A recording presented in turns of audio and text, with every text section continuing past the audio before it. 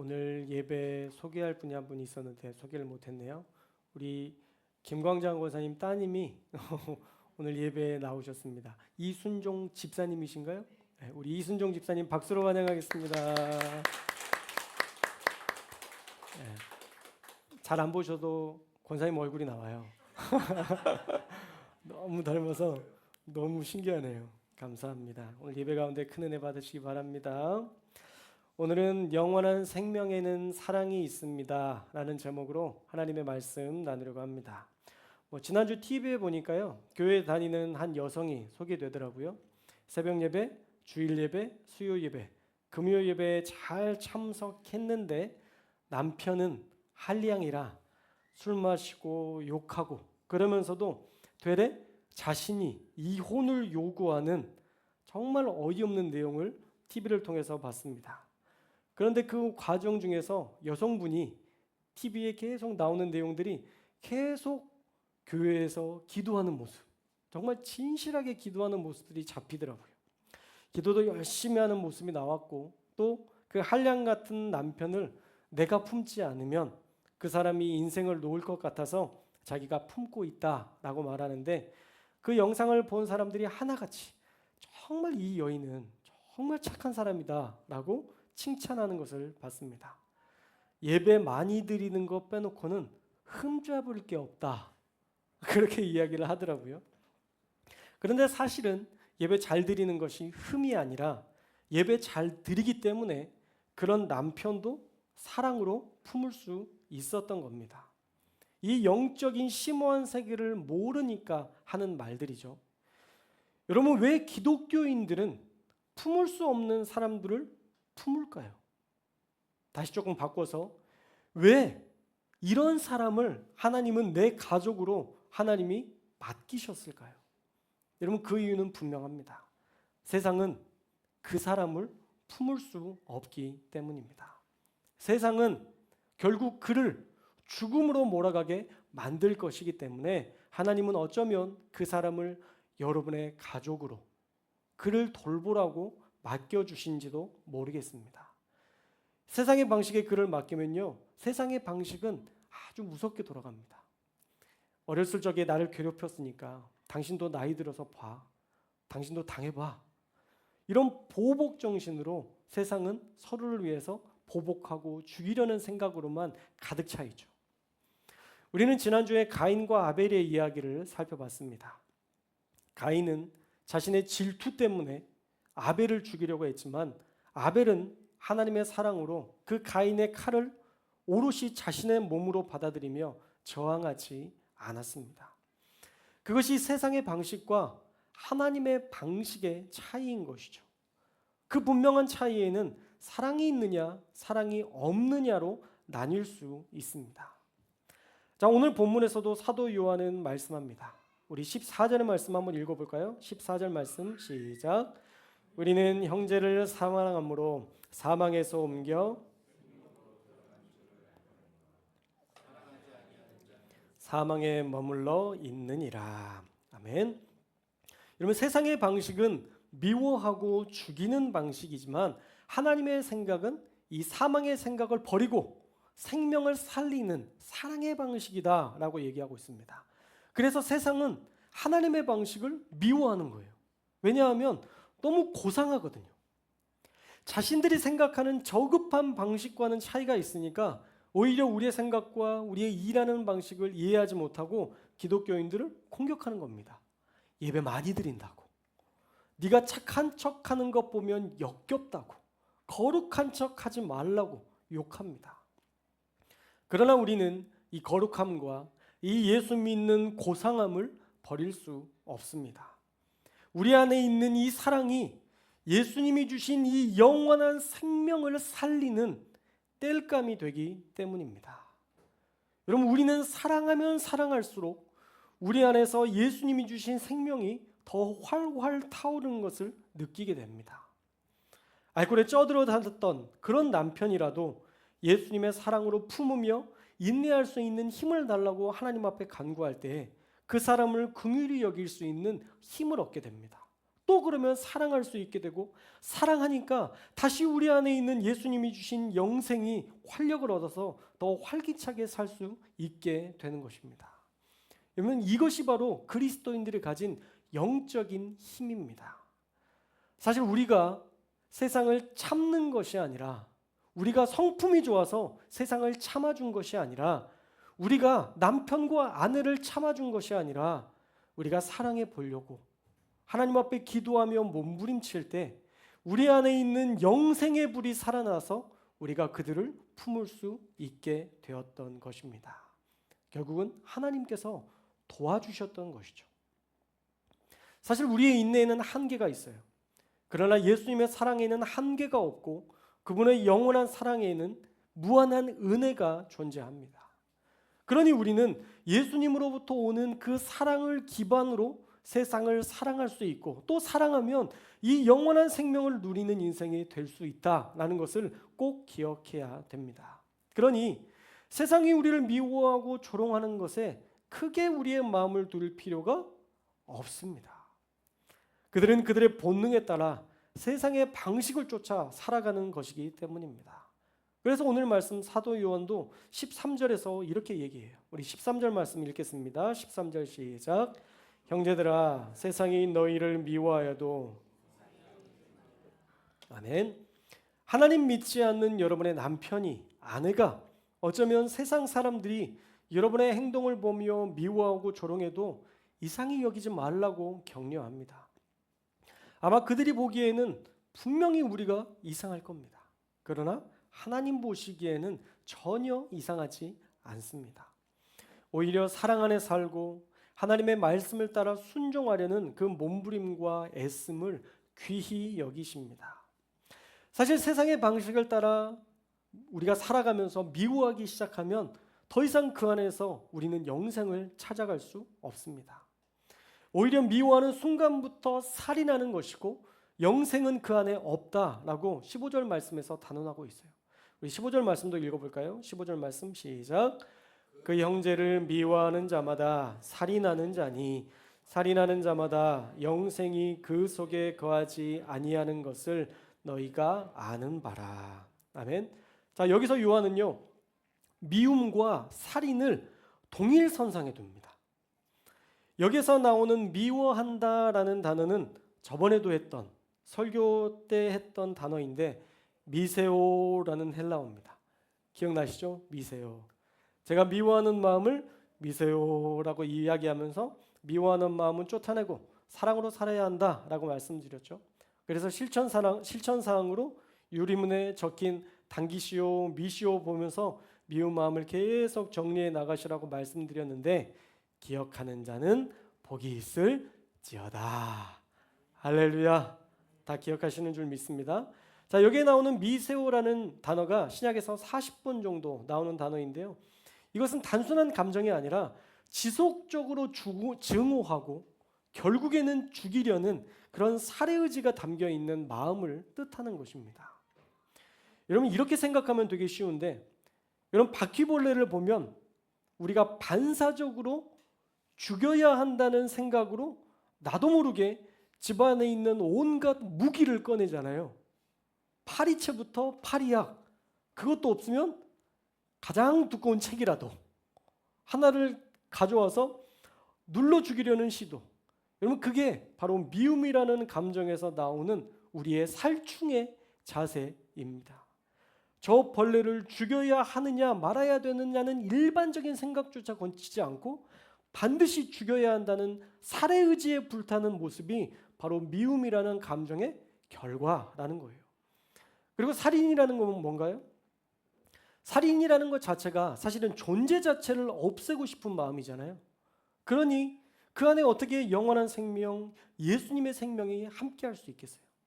미워하는 것은 살인하는 것이고, 살인하는 것은 그 사람 존재를 없애버리고 싶어하는 그런 마음인데 어떻게 그 안에 예수님의 생명이 함께할 수 있겠습니까? 그래서 미워하는 자는 살인하는 자라고 얘기하고 있고요, 살인하는 자는 영생이 없다라고 결론을 지었던 것입니다. 사도 요한은요, 사랑하지 않으면 생명이 없다라고 말씀합니다. 그래서 우리 그리스도인들은 좋은 사람이 아니라 반드시 사랑하는 사람이 되어야 할 줄로 믿습니다. 사랑하는 사람이 좋은 사람이고, 사랑하는 사람이 예수님의 생명을 담은, 예수님의 생명을 이어갈 영생의 사람이 될 수 있기 때문입니다. 또한 예수님의 사람은요, 말이 아니라 생명을 내어주는 사랑으로 우리의 사랑을 증명하는 사람들이 되어야 합니다. 여러분, 반드시 사랑은 실천이 동반되어야 합니다.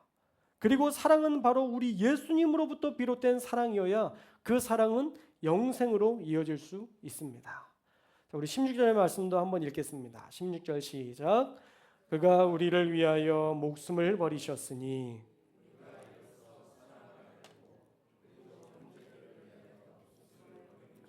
마땅하니라. 아멘. 자, 사도 요한은요, 사랑은 말이 아니라 생명을 내어주는 것이라고 분명하게 정의하고 있습니다. 그러면서 그가 우리를 위해서 목숨을 버리셨으니 우리가 이로써 사랑을 알았다라고 말씀하고 있는 것이죠. 예수님도요, 그냥 말로만 사랑을 이야기하신 분이 아니라는 거예요. 예수님은 말로만 너희를 사랑해라고 이야기하신 분이 아니라는 것이죠. 예수님은 십자가에서 자기의 생명을 내려놓음으로 그 사랑을 구체적으로 증명하신 분이십니다. 그래서 원문의 번역을 보면 그가 우리의 영적 유익을 위하여 목숨을 버리셨다라고 되어 있어요. 그가 우리의 영적 유익을 위하여 목숨을 버리셨다. 그의 죽으심이 우리에게 영적으로 유익하도록 목숨을 버리셨는데 어떤 유익이냐? 우리가 드디어 진짜 사랑을 깨닫게 되었다는 겁니다. 그 사랑이 바로 아가페라는 단어예요. 우리가 드디어 무조건적으로 내어주시는 사랑이 무슨 어떤 사랑인지를 알게 되었고, 의로운 자신을 희생하면서도 불의한 자들을 살리는 사랑이 어떤 사랑인지를 예수님의 사랑을 통해서 보게 되었고, 그 완벽한 사랑을 보여주시므로 말미암아 우리에게 영적 유익을 주시려고, 우리도 그 사랑하게 하시려고, 그래서 영원한 생명을 누리게 하시려고 십자가의 사랑을 친히 보여주셨다라는 것입니다. 여러분, 목숨을 버리셨다라는 말씀은 자발적으로 기꺼이 내려놓으셨다는 거예요. 그러니 우리도 예수님처럼 불의한 사람을 위해 죽을 수 있는 사랑의 실천을 해야 하는 것입니다. 그런데 예수님처럼 목숨을 내놓기는 아직은 우리가 그렇게 훈련되거나 우리가 그렇게 담대하지 못하니까 우리가 할 수 있는 것이라도 해야 된다라는 것이죠. 그래서 17절에 우리가 사랑할 수 있는, 우리가 실천할 수 있는 것들은 해야 된다라는 것을 이야기하고 있는 거예요. 자, 우리 17절의 말씀도 한번 읽겠습니다. 17절 시작. 누가 이 세상의 재물을 가지고 형제의 궁핍함을 보고도 도와줄 마음을 닫으면 하나님의 사랑이 어찌 그 속에 거하겠느냐. 아멘. 자, 예수님은 죄 많은 우리를 위해서 기꺼이 목숨을 내어주셔서 우리로 영생을 누리게 하셨는데, 우리가 가진 이깟 재물을 아까워함으로 형제의 궁핍함을 보고도 도와주지 않는다면, 17절 말씀을 인용해서 정리해 보면 형제의 궁핍함을 보고도 도와줄 마음을 의지적으로 닫아버린다면 하나님의 사랑은 그 속에 없다라고 정의하고 있습니다. 더 나아가 사랑이 없으니, 하나님의 사랑이 없으니 그에게 영생도 없다라고 정의할 수 있겠죠. 여러분, 하나를 보면 열을 알죠.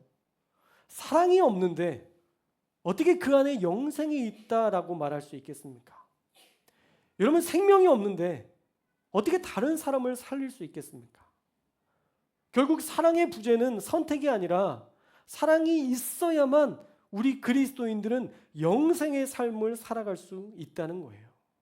사랑이 있어야 영생이 있고, 영생이 있어야 다른 사람을 살릴 수 있는 것입니다. 그래서 우리는 사랑을 행함과 진실함으로 우리의 삶에서 영생을 가진 우리의 모습을 세상 가운데 나타낼 수 있어야 되는 거예요. 자, 우리 마지막 18절의 말씀 한번 읽겠습니다. 18절 말씀 시작.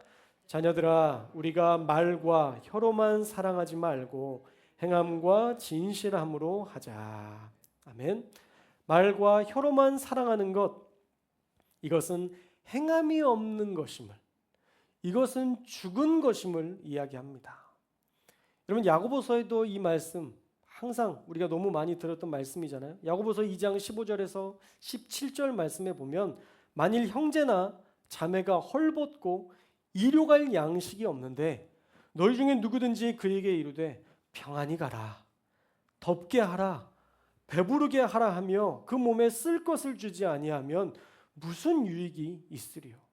이와 같이 행함이 없는 믿음은 그 자체가 죽은 것이라.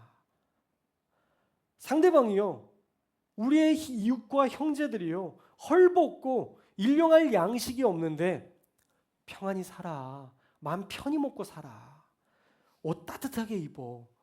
옷을 살 돈이 없는데 옷 따뜻하게 입어야 안 추워.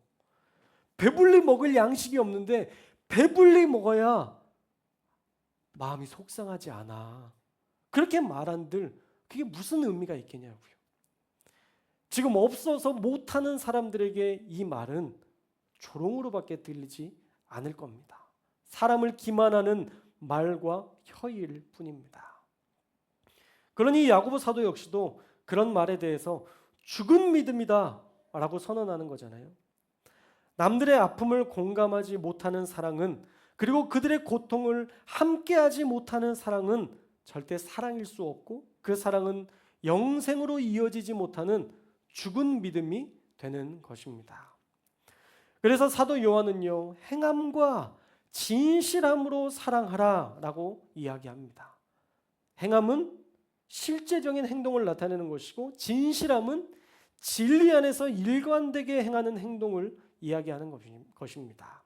감정적으로 일시적으로 돕는 것이 아니라 그 사람이 일어서서 자신의 삶을 살아낼 때까지 돕는 그런 꾸준한 자세를 이야기하는 것입니다. 요즘은 참 사랑한다는 표현들을 우리가 자주 합니다. 우리는 매주 하죠. 사랑합니다, 축복합니다, 이야기합니다. 요즘 가족들과도 요즘은 그런 표현들을 참 많이 합니다. 우리 아이들만 해도 사랑의 표현들을 참 잘하고요. 저도 우리 아내나 우리 가족들에게 사랑한다는 말들을 자주 하곤 합니다. 그런데 정말 가끔은 가장 가까운 사람에게 우리가 가장 냉정할 때가 있어요. 우리가 너무 자주 보기 때문에 우리가 정말 사랑해야 할 사람들의 그 허물을 자주 접하다 보니 우리의 사랑이 냉랭해질 때도 종종 있는데, 여러분, 가장 사랑해야 할 사람은 바로 가장 가까이에 있는 여러분의 가족인 줄로 믿습니다. 우리 교회 공동체인 줄로 믿습니다. 여러분, 가끔 TV에 나오는 밥을 먹지 못하는 아프리카 사람들을 보면서 눈물을 흘리지만 바로 내 곁에 있는 사람의 아픔은 공감하지 못하고 살 때가 너무 많아요. 여러분의 가족이 울고 있을 때, 힘들어할 때, 또 불쌍한 척한다 하면서 가까운 사람들에게 무서울 정도로 차가움을 보일 때가 많은데, 우리 그리스도인들은, 예수님의 무한한 사랑을 받은 우리들은 절대 그래서는 안 될 줄로 믿습니다. 그런 냉랭함이 우리의 영생의 불을 꺼뜨리기 때문입니다. 그래서 사랑하는 여러분, 가까이 있는 사람들에게 잘하는 저와 여러분들 되시기를 주님의 이름으로 축원합니다. 가장 가까이 있는 사람에게 손잡고 제가 잘하겠습니다 인사합시다. 가장 가까이 있는 사람, 제가 잘하겠습니다, 제가 사랑하겠습니다. 할렐루야. 여러분, 가까이 있는 사람한테 잘해야 돼요. 가까이 있는 사람들이 챙겨주지 멀리 있는 사람들은 안 챙겨줍니다. 가까이 있는 사람들에게 잘하는 우리 교회 되시기를 주님의 이름으로 축원합니다. 말씀을 맺겠습니다. 오늘 말씀은요, 단순히 사랑하자라는 말로 끝나는 말씀이 아니에요. 그 사랑이 생명과 연결되어 있고 그 사랑이 없으면 영생도 없다고 분명히 말씀하기 때문입니다. 그러므로 우리는 스스로 점검해 봐야 돼요. 나는 정말 사랑하며 살고 있는가? 내 신앙의 열매는 사랑으로 드러나는가? 하나님이 내게 베푸신 생명을 나는 어떻게 나누며 살고 있는가? 우리의 삶을 잘 점검해야 됩니다. 그리고 우리는 반드시 말로만 믿는 신앙에서, 말로만 사랑하는 사랑에서 벗어나 생명을 나눠주는 사랑의 신앙으로 나아가야 할 줄로 믿습니다. 그것이 진짜 영생을 가진 사람의 삶이요 영원한 생명을 누리는 방법이기 때문입니다. 한 주간 그 사랑 안에서 생명을 살리고 영생의 불씨를 키워나가는 구원받은 자 그리스도인으로 살아가시기를 주님의 이름으로 축원합니다. 기도하겠습니다.